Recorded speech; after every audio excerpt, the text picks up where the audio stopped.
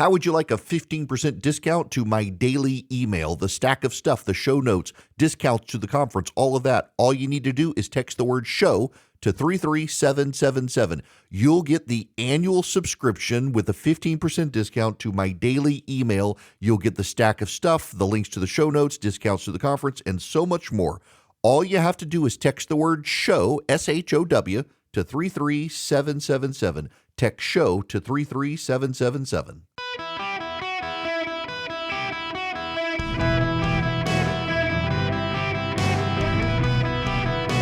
Welcome to the Eric Erickson Show podcast, Hour 2. Hello, America. Welcome. It is Eric Erickson here across the nation. The phone number is 877-973-7425. Should you wish to be on the show today, it is an open line Friday. As well, you can text the word Eric, E-R-I-C-K, to 33777. You can get the live stream, the show notes, the podcast. The 4 things you need to know in the afternoon, which I got to be honest with you, I was thinking of stopping, and I asked the question, and it turns out a lot of you like that. If you're not familiar with it, just real quick, you know, I do a 3-hour show, and inevitably, in like the last 10 minutes of the show, a bunch of breaking news always happens. They wait until about 3 o'clock in the afternoon to shove it all out the door, and it's really frustrating. And I thought, you know, I need a way to bring my listeners up to speed on like these big 4 things that have happened at the end of the show. And we came up with this idea, these 4 things to know in the afternoon. It's 5 minutes. You can listen to it on your way home for 5 minutes. You get the podcast. By the way, if you're a paid subscriber, you get the transcript and the video. We put it on YouTube as well. It's just 5 minutes. Here are these 4 things. Boom, boom, boom, boom, boom. That you need to know about before you get home. And on Fridays, inevitably, there's a big news drop. So it's a way to make you smarter than the average person out there. And if you text Eric, E-R-I-C-K, to 33777, you can get the link to that, to the regular podcast, to the live stream, and everything else. My job is not to tell you what to think. It's to give you the information so you can think for yourself. Now, one of the things you need to think about for yourself is the pivot. I spent a little time on that in the last hour, that I hope the president uses this opportunity, given the data out there, to pivot. Here is what we know. The Epstein files are not as big an election issue as the Democrats hope. People understand that both sides have people in the Epstein files, and now we know that Donald Trump is the one in Palm Beach who raised a red flag with the sheriff's department that Maxwell and Epstein were, in his words, evil, and they needed to be investigated. Democrats have tried to spin that, and they've given up. Not really possible. But the president does need a reset. And let me just reset myself here real quick and make my point. In 2006, George W. Bush fired Donald Rumsfeld the day after the 2006 election and essentially said, the people have spoken. I understand. They're not happy with the direction of the war. Rumsfeld's a great guy, but he's done. I was writing in 2005, 2006 that, and I'm biased towards Rumsfeld. I like him, didn't really want him to be fired, but said the president needs heads to roll. It needs a dramatic reset of the war effort, whether it's the surge or something else. He needs to visibly show the American people before the election, not after the election, that he gets it. In the same way, Donald Trump can either be George W. Bush and fire Kristi Noem and Corey Lewandowski after the election when there's a bloodbath, or he can fire them now and stop the bloodbath from happening. It's his choice. If the president wants to show the American public that he understands their concerns in a visible, distinct way, he can fire Kristi Noem and Corey Lewandowski today, show the American people, I've heard you, I get you're not happy with the direction, now give me a chance with Tom Homan to work his magic, because 70% of Americans still support the deportations. The Democrats keep missing this point. This is an opportunity for President Trump to get it and to show the American people he gets it. 70% of Americans want deportations to happen. They just don't like the way Kristi Noem has gone about mass incarcerations and a body count of American citizen protesters.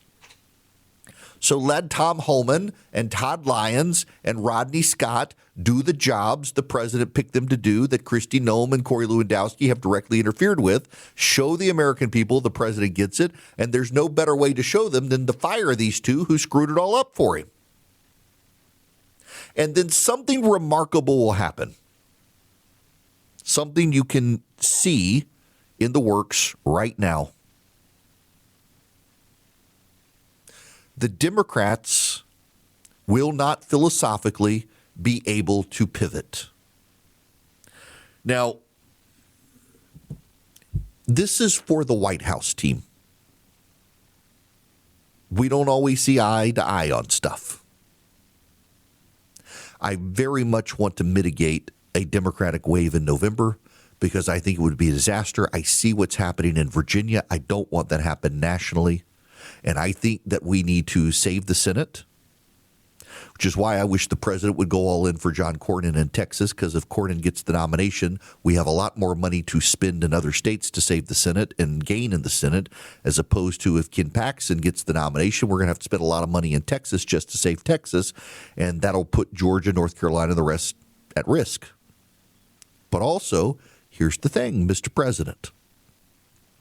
If you dramatically pivot by ousting Noem and Lewandowski, by letting Holman do his work, which he's remarkably competent at, and you know it.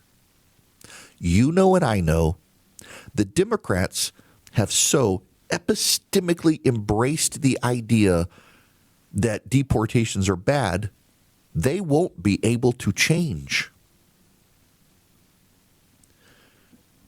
The brilliance of Donald Trump, should he and his team do a dramatic shakeup on immigration and homeland security, is that the Democrats have internalized that deportations themselves of anyone is bad. 70% of Americans disagree with the Democratic position on this. In fact, it's the Democrats that poison the well.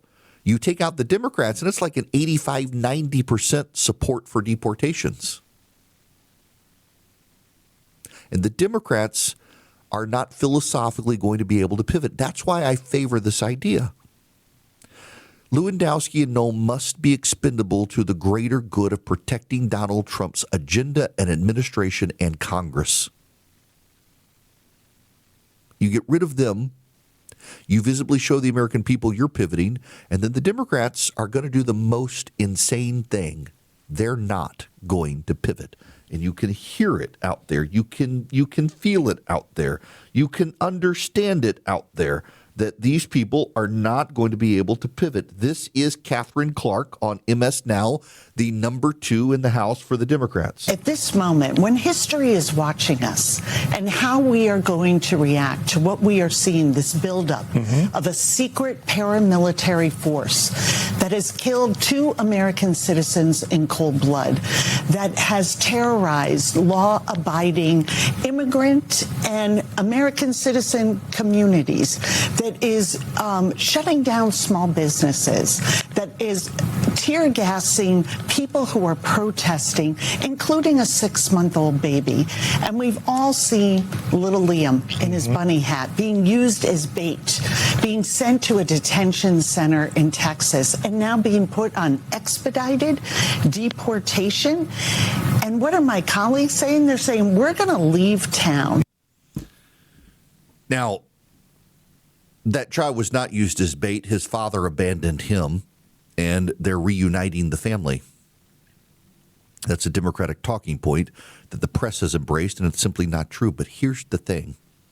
The Democrats are not going to be capable of getting out of the talking point. They're going to shut down the Department of Homeland Security. They have left town. The Democrats have made unreasonable demands, including getting rid of the masks of ICE agents and Border Patrol who would otherwise be hunted by progressives. They do not want people detained. They want to shut down detention centers. They do not want deportations without judicial orders, which would be de facto amnesty. They would make it impossible to deport. They want to defund ICE and restructure it in such a way that it can't deport people. The American people are opposed to this. And the president, if he shakes up Homeland Security, lets Homan be Homan, shows that he's more in line with the American people than the Democrats are, who cannot pivot. This is Carolyn Levitt this morning on Fox News. President Trump has been and always will be on the side of the American people. He wants our government to remain open. And unfortunately, it appears that Democrats are barreling our government towards another shutdown for political and partisan reasons.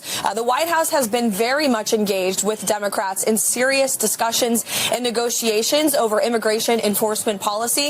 In fact, we have not only sent counter proposals, but actual legislative text to Capitol Hill in the hopes of coming to an agreement to avoid this shutdown. But Democrats have left Washington, and now the brave men and women of our United States Coast Guard, of FEMA, who are still helping Americans turn their lights on from the recent winter storm, and the men and women of TSA that work diligently to keep our airports moving and keep flights efficiently going, are going to go without a paycheck. Remember, these are American workers who went 43 days without a paycheck in the last shutdown because Chuck Schumer and Democrats wanted to play partisan politics with Democrat funding. It's unacceptable to President Trump and the White House. We've made every good faith effort to try to keep the government open. And of course, the brave men and women of both ICE and CBP will also go without pay unless we can find a way with the One Big Beautiful Bill funding to get them the money they need so we can continue the important work they are doing to remove violent predators from our nation's communities, which is something the American people want to see happen. Listen to that message. That message works. And the Democrats have left. The Democrats have made unreasonable demands and left. Y'all, we have an opportunity to reset here, and the Democrats are going to refuse to reset. The Democrats within their bubble are so convinced that the American people hate all of this when the American people actually don't. They're not going to be able to pivot. This gives Republicans an upper hand. Inflation is going down. Gasoline prices are bringing other prices down. We have an opportunity as tax cuts hit to pivot on immigration, take the sting out of it for the American public by replacing the faces, the personalities involved, showing that it can be done competently, and watching the Democrats keep it all shut down because they're not going to get their way. And then you and I will show up at airports, and TSA agents will have walked off the jobs. The lines will be long. Flights will be canceled. And the Democrats will be left holding the bag as the president says, look, I pivoted. I got rid of Noam and Lewandowski. I put Homan back in charge. We're doing targeted deportations, not mass deportations. We're going after the criminals first. Here are the people we've deported: rapists, murderers, burglars, gun dealers, illegal gun dealers, gang members, drug dealers. These are the people. This is the list. We're deporting those people. We're putting them in jail. And the Democrats are insisting we stop protecting the American people. It's an incredible pivot to be able to do, to launch into it. And then the president goes to the State of the Union, as the Democrats have kept TSA shut down, and said, hey, look, we're deporting the bad guys. Look up in the gallery. Here are families who lost loved ones to illegal aliens who the Democrats didn't want to deport. This is what this election is about. We will either deport the bad guys or there will be no deportations. That's what the Democrats want. Pick, American people. I've brought your prices down. I've cut the tariffs back. Inflation is down. You've gotten big tax refunds. Businesses are thriving. We're deporting people. I'm keeping my promises. And the Democrats are continuing to be insane. American people, pick. The Epstein stuff is noise. Immigration is substance. It's signal. And people are paying attention to it. They want to see from the president he understands. They need to see from the president he understands. With the president's energy revival, incentivizing coal mining and production and energy, rolling back the EPA regulations that were crippling businesses, we can put the economy on a heater. It can take off. The tax cuts can sink in, and we can use the Democrats' insanity on immigration to show the American people the Democrats have learned nothing. They're just as insane, and the president is willing to show he's willing to change and chart a new course where the American people want. The politics of this is so good. They need to do this because the Democrats will be incapable of pivoting, and we can use that to our advantage in the midterms. Welcome. It is an Open Line Friday. Be patient with me on the phones. I will get to you at the bottom of the hour. The phone number is 877-973-7425. Should you wish to be on the program. Friends, there is news. I need you to know something. I've told you before. We have even more data on it now, courtesy of Pew Research. No Latino uses the word Latinx or Latinx. 4% of the general Hispanic population of the United States uses the term. The margin of error being about 4% means it could be zero. Half of Latinos say they've never even heard of the term. You know who uses the term? White progressives. Overwhelmingly, white progressives use the word Latinx. Latinos do not, which just shows you again how out to lunch white progressives are in this country. They are the most secular, the most atheist, and the most likely to use politically correct woke speech in ways that are off-putting to every other category of people. You see this pollution taking place in their language and words when it comes to transgender violence. Google trans shooters, and you will find very few. Why? Because the American Press Corps, led by white progressives, chooses to identify them by their preferred pronouns as opposed to who they actually are. So instead of having a man with mental illnesses shooting up a school in Canada, you have a female with mental health illnesses, though it's a man or boy. The left, the white progressive left in this country is absolutely insane. And there's just more data on this today on how insane the white progressives in America have gotten. No one else uses the word Latinx or Latinx. Only they do. Friends, Swiss America has a great podcast on YouTube, Swiss America Trading, and they give you up-to-date information on what's happening with the BRICS, the national security concerns over gold and silver, why prices are rising and falling in precious metals and global currencies. They keep you up to date. It's no nonsense. As a matter of fact, you can check them out at Swiss America Trading on YouTube, and you can also get their free report on the secret war on cash by calling or texting my name, Eric, to 800-289-2646. That's 800-289-2646. You just text my name, Eric, E-R-I-C-K, to 800-289-2646. They will send you back a link. You follow the link, and you can get their Secret War on Cash report completely free. It tells you how the government's trying to steer your spending, how it's affecting crypto and precious metals. Swiss America has been one of the leaders of precious metals trading in this country for 40 years. I've done business with them. You can too. You can also go to SwissAmerica.com/Eric, SwissAmerica.com/Eric, or check them out on YouTube at Swiss America Trading. Message and data rates may apply. Hello there. Welcome. It's Eric Erickson here, 877-973-7425. Open Line Friday. Let's get to Tyler. Has been waiting patiently. Thank you, sir. How are you?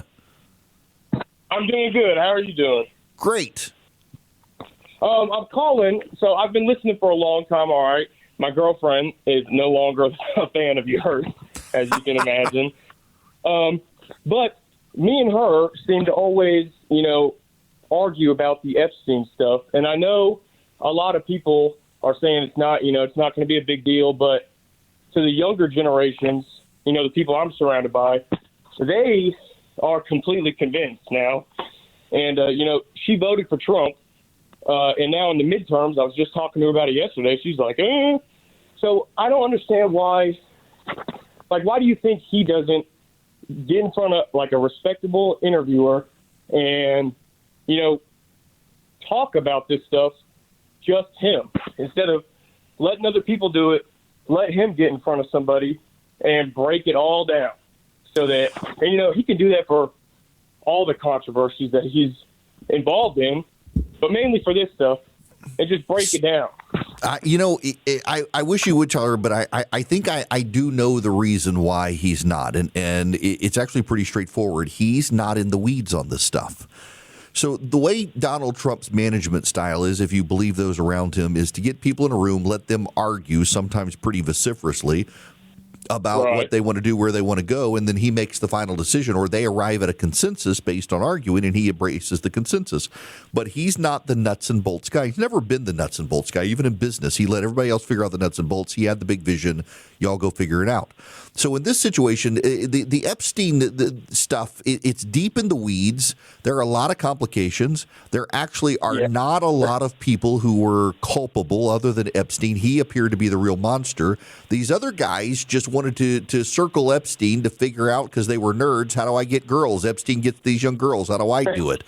And the result is that I don't know that Trump knows the specifics and the details enough. Now, he could get up to speed and sit down with Brett Baer or someone on Fox News and kind of break that down. But at this point, honestly, though, Tyler, I also don't know that people would believe it, because so many people really convinced themselves there was some massive human trafficking ring that Epstein was leading, and he wasn't actually. I don't know that people would believe him. For hours with people about it. It's just so crazy that people think other people could be that organized, in my opinion.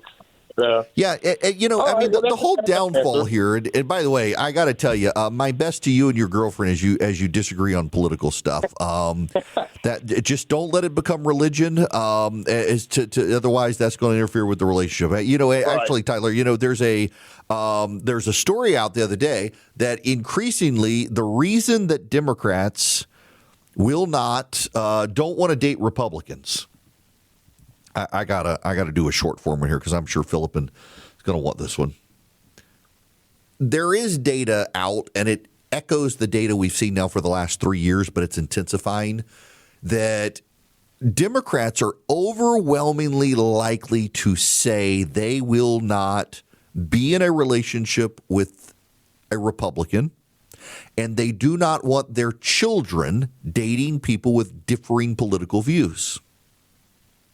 Republicans and conservatives, on the other hand, it's like 20%. So 70% of Democrats say no to them or their kids in a relationship with a Republican. 20% of Republicans say no to being in a relationship with a Democrat for them or their kids. Why? This data has been consistent for a while. Ask the Republicans if you want your child or yourself in a relationship outside of your faith, and about 80% of them will say no.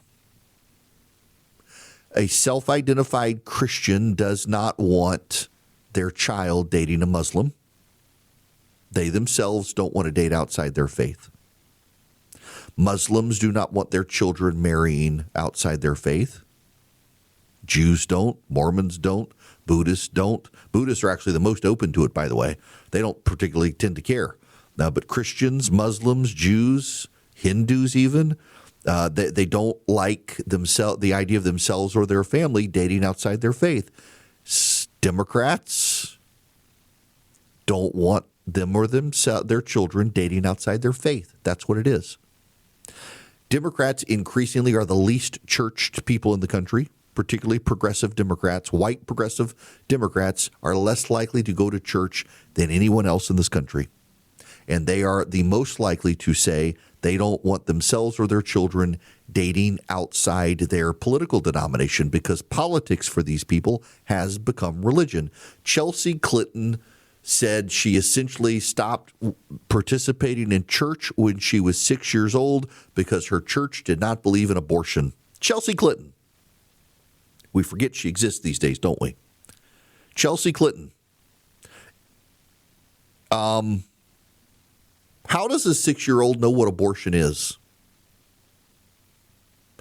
Because of parental indoctrination. So when you give up on church as a 6-year-old, you've done so because of parental indoctrination, and that's happening in the Democratic side. Look at the number of progressives who convince themselves their kids are transgender. Look at the number of progressives who want their kids embracing their causes. Look at the number of progressives who take their children to global warming conferences and climate change rallies and environmental protests and No King's Day protests. It is because, for the left, politics is now their religion. So on the right, people on the right overwhelmingly do not want themselves or their children dating outside their religion. It's the same on the left, except their religion is secularism, and it's identified then with progressive politics, and that's the problem. When your politics become your religion, it has a corrosive effect on you. In particular, because there is only one religion on planet Earth that commands you to love your neighbor. Social progressive secularism does not command you to love your neighbor. That is why Christians in this country have the highest rate of politically diverse friendships. In the United States of America, a Christian is more likely to say that he or she has friends who are Democrats, Republicans, progressives, conservatives than any other group of people in the country, because they're commanded to love their neighbor irrespective of politics. Progressives cannot say that. It is so deeply corrosive, so deeply corrosive. Now, speaking of corrosive politics, the religion of the environment these days is also extremely deeply corrosive. I want to play you some video here. This is the ABC News with David Muir last night. Newsbusters put this together. Listen to this. Tonight, President Trump has repealed U.S. power to regulate climate in this country, the president officially rejecting the science. And what this now clears the way for. Critics tonight arguing this is not only dangerous for the environment, but for your health. You got that? The president has rejected the science. The president has said we can't regulate carbon dioxide. So he has rejected the science. You know, the science for climate change increasingly is consensus-based. It's not based on testing and hypothesis, and this is where a lot of schools are moving. You should be warned, parents, that increasingly in a lot of schools, including private schools, as they embrace Common Core science standards that are coming out, that they're ditching hypothesis and theory and testing in favor of consensus. We're going back to the Dark Ages where the consensus was the sun revolved around the earth, and the left for years and years and years said that's bad, that's not the way to do it. Galileo got it right, and now we're back to the consensus. The consensus is climate change is this awful, terrible thing that's going to destroy us all, and the actual science shows not only can we adapt, but the more carbon dioxide there is we're in a feedback loop where the more trees and grass grow to absorb the carbon dioxide and put out oxygen. That's what the science actually shows. You have a world with more carbon dioxide. You have a greener world. A greener world absorbs the carbon dioxide and puts out more oxygen for the planet, which is good for the animals. Remember, plants breathe in carbon dioxide and spit out oxygen. Animals then breathe in the oxygen and spit out the carbon dioxide. It's a feedback loop. And the news media is doing its best to scare the bejesus out of all of us over the president and climate change. And the reality is pretty straightforward. We're all going to be okay. For all the people who say there are increases in storms, actually, we've had a decrease in hurricanes. For all the people who say we have an increase in hot weather, yes, in urban islands. The urban island effect is real. They operate as heat sinks. I saw somebody put up a graphic the other day that pointed out in major urban areas around the country, they're breaking record heat records and barely any record cold records. Well, of course they are, because all of the temperatures are taking place in urban areas around the country where the asphalt and concrete absorbs the heat and makes those areas hotter. You know what those areas also experience now? More thunderstorms. Why? Because there is a feedback loop on planet Earth where in these urban areas, areas that have high humidity, like in the south, as they get hot during the day, storms spring up to cool them down in the evening as part of the feedback loop. You know what's also happened? We've had a winter this year where the winter temperature stretched all the way down into Florida, killing iguanas and pythons. I thought that wasn't supposed to happen anymore, which is why they've stopped calling it global warming and now call it climate change, because they insisted the world was going to get hotter and hotter and hotter and hotter, and it turns out it's more complicated than that. Yes, has Phoenix, Arizona gotten hotter? Absolutely. Has Phoenix, Arizona also covered itself in asphalt and concrete? Absolutely. Coincidence? I think not. You know, in Phoenix and Tucson now, they're trying to plant more trees, and they've determined that if they can plant more trees, particularly desert vegetative trees that do cast shade but don't use as much water, they can cool the area down. Atlanta, Georgia, where I am, is the city of the trees, the city of the forest. You land in Atlanta, Georgia, you think you're landing in the middle of the woods because there are so many trees. They're very protective of their trees in Atlanta, and it's very cool to drive around the city and be under the tree canopy that keeps the city cooler than a lot of cities that just bulldozed all the trees. Although in Atlanta, part of the cost of building houses now is tree preservation, which has driven up the cost of houses. If you cut down the trees and then replanted them later, it'd be fine, except the trees would be smaller, and that's part of what Atlanta's trying to protect. It's the cost of living in Atlanta. But it's great to have that many trees everywhere. The left, however, is in full hysterics. What has the president actually done? He's working to make us energy independent. He's working to lower our energy costs. He's working to protect jobs in coal mining communities where Joe Biden told them they need to learn to code.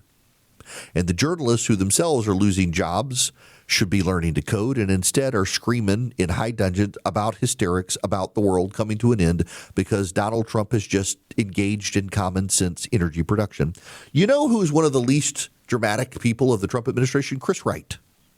Chris Wright's the education secretary. You hardly ever hear about Chris Wright. Unlike Kristi Noem, who grandstands in front of cameras and cosplays as an agent of Homeland Security, Chris Wright has been working behind the scenes with the oil and gas industry and others to find some common ground and common sense solutions that both balance concerns about climate change and also energy production of the country.